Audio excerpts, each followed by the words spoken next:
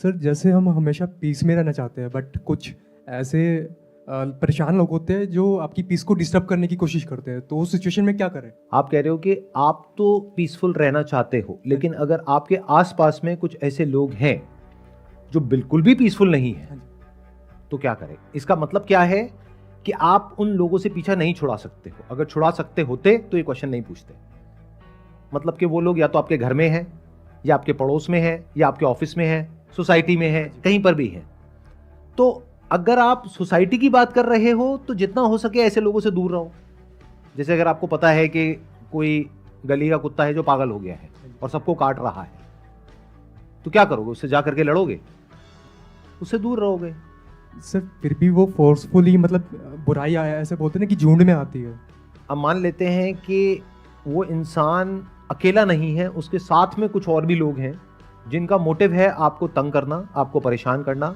आप जैसे ही रेजिस्ट करते हो या उनको कुछ कहते हो तो वो और आपसे लड़ते हैं। मतलब कि वो आपको उकसा रहे हैं कि आप कुछ कहो या कुछ करो, और वो सारे झुंड में आकर के आपके ऊपर अटैक करते हैं। This is what you are saying, right? अब ऐसे में क्या किया जाए? प्रैक्टिकल सॉल्यूशन ये है कि या तो अपना एक झुंड बनाओ। थ्योरेटिकल बातें नहीं करेंगे, प्रैक्टिकल करेंगे। क्योंकि थ्योरेटिकल बातें क्या होती हैं? अरे अगर आपके आसपास में कोई भी अशांत है, उससे कोई फर्क नहीं पड़ता है, आप अपने आप को शांत रखिए। सर ऐसे शांत बैठेंगे लोग कमजोर समझेंगे फिर। Exactly, that's the point. जिन लोगों के साथ में कुछ गलत होता है, जैसे आपके साथ में अगर कोई कुछ गलत कर रहा है और आप चुप बैठे हो, तो दुनिया आपको बेवकूफ समझती है। तो मैंने क्या कहा है अपने कई सेशंस में, you need to be as powerful as possible, as powerful as you can, not to dominate others but to defend yourself. खुद को कैपेबल तो बनाने सर। बनाना ही पड़ेगा, ये दुनिया ही ऐसी है। This is called survival of the fittest. मतलब ये क्या है? अगर आप ध्यान से देखोगे, ये एक पावर गेम है, और ये आज से नहीं चल रही है, सदियों से चल रही है। और सिर्फ इंसानों में नहीं है, जानवरों में भी है। जानवरों में अगर आप ध्यान से देखोगे, जैसे कोई शेर है, चीता है, तो सबकी अपनी अपनी टेरिटरीज होती है। तो किसी एक की टेरिटरी में अगर कोई और आ जाता है तो उनके बीच में लड़ाई होती है, और फिर दोनों में से एक अपनी हार मान लेता है और वो वहां से चला जाता है, और वो टेरिटरी फिर दूसरे की हो जाती है। तो ये जानवरों में भी है। इसको पावर डायनामिक्स बोलते हैं, पावर गेम्स बोलते हैं। तो अब क्या किया जाए? प्रैक्टिकल सॉल्यूशन, कोई थ्योरेटिकल बातें नहीं। क्योंकि अगर कोई सामने से आपको गाली दे रहा है और मैं कह रहा हूं कि भाई शांत रहो, तो कब तक शांत रहो? चलो आपको गाली दे रहा है, आप शांत रह सकते हो, ठीक है। आपकी मां को गाली दे रहा है, शांत रहोगे? बाप को गाली दे रहा है, शांत रहोगे? क्या भगवत गीता में यही सिखाया गया है? क्या भगवान कृष्ण अर्जुन को यह सलाह दे रहे हैं कि बेटा एक काम कर, सामने ना लड़ाई हो जाएगी, उसमें कुछ पड़ा नहीं है, एक काम कर, छोड़ करके भाग जा? ये सलाह दे रहे हैं? या वहां पर उसको सिखा रहे हैं कि तुम्हारा कर्म है, धर्म है, अब चाहे कुछ भी हो कॉन्सिक्वेंस, तुम्हें अपनी तरफ से कुछ गलत नहीं करना है, तुम्हें हमेशा शांति चाहनी है, तुम्हें हमेशा अपने माइंड में अपना जो एंड गोल है वो पीस को रखना है, यानी शांति को रखना है। लेकिन अगर सामने वाला अशांत है और शांति नहीं चाहता है और उसके लिए एंड रिजॉर्ट है लड़ना ही पड़ेगा, तो लड़ाई के लिए तैयार रहो। अब लड़ने के क्या तरीके हैं? एक है कि अगर सामने एक ग्रुप है जिसके एक पर्टिकुलर लेवल की पावर है, या मान लो उस ग्रुप में 5 लोग हैं, 10 लोग हैं, उनकी कलेक्टिव पावर ये है, जिसको भी आप पावर बोलते हो, जो एक्चुअल है, वो नहीं वो जो दिखा रहे हैं। क्योंकि दिल्ली में तो स्पेशली क्या है कि हर कोई पता नहीं क्या है, कि तू जानता है मेरा बाप कौन है? अरे भाई मुझे छोड़, तू जानता है तेरा बाप कौन है? ऐसे लोगों से ऐसी बात करनी होती है। तो यहां पे हर कोई हवा में है, हर किसी को ऐसा लगता है कि मेरे से ऊपर तो कोई है ही नहीं। तो नंबर 1, कभी किसी से फालतू में उलझो मत। जरूरत पड़े तो चुपचाप हाथ जोड़ करके वहां से निकल जाओ, उस इंसान से दूर रहो। लेकिन अगर कभी सामने वाला इंसान आपके ऊपर अननेसेसरी हावी हो रहा है और जरूरत से ज्यादा आपका टॉर्चर कर रहा है, मेंटल, फिजिकल, तो आपको पता होना चाहिए कि अपने आप को डिफेंड कैसे करना है। क्योंकि अगर आपको वो नहीं आता है तो मेंटल पीस की आप बातें कर सकते हो, लेकिन आपकी मेंटल पीस की पूरी धज्जियां उड़ जाएगी। बिल्कुल ऐसा है कि आप सो रहे हो लेकिन आपके गले के ऊपर तलवार लटक रही है, और मैं कहता हूं इस सब से क्या फर्क पड़ता है? शरीर मरता है, आत्मा नहीं मरती है। तुम एक शांत आत्मा हो, क्यों परेशान हो रहे हो? सुखी रहो। ये सब क्या है? एक तरह से हिप्नोटाइज करना हो गया, बेवकूफ बनाना हो गया आपको। प्रैक्टिकल कुछ भी नहीं है इसके अंदर। तो जब जरूरत हो, यानी जब अति हो जाए, तो वहां पर सीखो साम दाम दंड भेद चाणक्य नीति। देखो महाभारत में जब ऐसा कोई मौका आता था तो भगवान कृष्ण किस तरीके से लड़ते थे, ये सीखो, क्योंकि ये कहीं सिखाते नहीं है। स्कूल में, कॉलेज में, घर पे लड़ना सिखाते हैं आपको। लड़ना मतलब फिजिकली नहीं, वो तो फिर भी एक बार को सिखा देंगे। साइकोलॉजिकली कैसे लड़ते हैं, कैसे सोच समझ के उसका जो वार है उससे खुद को बचाते हैं, और उसके ऊपर पलट करके इस तरीके से वार करते हैं कि लीगली आप कुछ भी गलत ना कर बैठो, नहीं तो अपना ही नुकसान कर बैठोगे। इन अदर वर्ड, सामने वाले ने आपको भड़काया और आप गए, आपने पत्थर उठाया, ले आके उसके सर पे मार दिया गुस्से में, उसके बाद में पूरी जिंदगी जेल में बैठे हुए हो। क्या फायदा हुआ? नुकसान किसका हुआ? उसको तो कुछ देर का दर्द हुआ, उसके बाद में राम नाम सत्य है, बट आपका तो पूरी जिंदगी भर का काम हो गया। सर इस केस में ये सोचे कि जितना वो फोर्स लगा रहा ना, चाहे फिजिकली, उससे थोड़ा अधिक लगाओ, बट उसको भी नुकसान होए और वो समझे कि पावरफुल है। ये गलती कभी मत करो। अगर वो फिजिकल फोर्स लगा रहा है तो आप साइकोलॉजिकल फोर्स लगाओ। अब मैं आपको एक बहुत मजेदार बात बता रहा हूं, हर इंसान की कोई ना कोई कमजोरी होती है, उसको बोलते हैं दुखती हुई नस, वो समझना होता है। तो इतने बिजी मत हो जाओ ये सोचने में कि वो मेरा क्या बिगाड़ सकता है, नहीं तो आप कहां चले जाओगे? आप फियर की एक ऐसी साइकिल में ट्रैप हो जाओगे जिसको एंजाइटी कहते हैं। आप बैठे बैठे बस यही सोचते रहोगे कि अभी तो उसने ये किया है, अब कल ये ना हो जाए, परसों ये ना हो जाए, अच्छा वो ये ना कर दे, वो ना कर दे। भाड़ में गया वो, क्या करता है क्या नहीं करता। आप ये देखो आप क्या कर सकते हो। तो सामने वाले की दुखती हुई नस को समझो, पकड़ो और उसको थोड़ा सा दबाओ, ज्यादा भी मत दबाना। ये माइंड गेम होता है।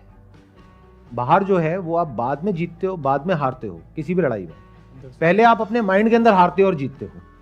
तो माइंड में कैसे जीतते हैं वो मैं आपको बता रहा हूं। अपना ध्यान यहां से हटा दो कि उसका अगला मूव क्या होने वाला है, बल्कि अगर प्रेडिक्ट करना ही है तो मैक्सिमम अगले मूव तक उसका प्रेडिक्ट करो, उसके आगे मत करो, क्योंकि आपको पता ही नहीं कि वो क्या सोच रहा है। आप ये समझो अगर मैंने ये किया तो उसका अगला मूव क्या होगा, बस यहां तक। और उसमें भी आपको क्लैरिटी होनी चाहिए कि अच्छा 90% पॉसिबिलिटी ये होगा, 10% है ये होगा, तो आपने कैलकुलेटेड रिस्क लिया। तो इस तरह से आराम से, कूल, काम, ठंडे दिमाग से आगे बढ़ना होता है जब लड़ाई का वक्त आता है, और लेवल को आराम आराम से बढ़ाना होता है। तो आपको लड़ना सीखना होगा। ये कौन सिखाएगा आपको? क्योंकि अगर कोई ऐसा इंसान सिखाएगा जो खुद लड़ाकू है, वो तो बेवकूफों की तरह आपको लड़ना सिखाएगा। वो क्या सिखाएगा? दो कौड़ी की हरकतें, यानी कि गाली गलौज, मारना पीटना। इस सबसे कुछ नहीं होता, इसमें तो आप खुद ही फंसोगे। आपने मार पिटाई शुरू करी, सामने वाले ने शुरू करी, उसके बाद में गलती से कुछ हो गया, कौन फंसेगा? वो भी फंसेगा, आप भी फंसोगे। तो ऐसे काम करना ही क्यों है?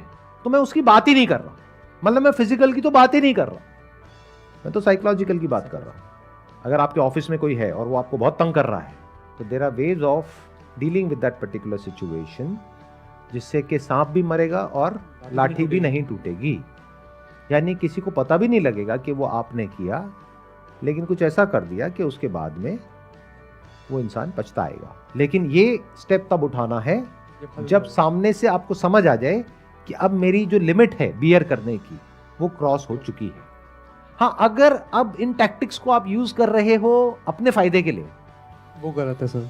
वो गलत नहीं है, वो बहुत गलत है। क्यों? मैं बता देता हूं क्यों। फॉर एग्जाम्पल, ये जो मैंने आपको बोला कि इस तरीके से कुछ किया जा सकता है, अब आप कहते हो यार आइडिया तो बढ़िया है, क्योंकि मेरे ऊपर जो बंदा बैठा है अगर उसको हटा देता हूं तो उसकी सीट मेरे को मिल जाएगी, मेरी सैलरी इतनी है, वो बढ़ करके इतनी हो जाएगी, तो ये तो बहुत बढ़िया आइडिया है, चलो उसको हटाता हूं अपने रास्ते में से। अगर ऐसे आप बन गए तो अब आप अंदर से करप्ट हो गए।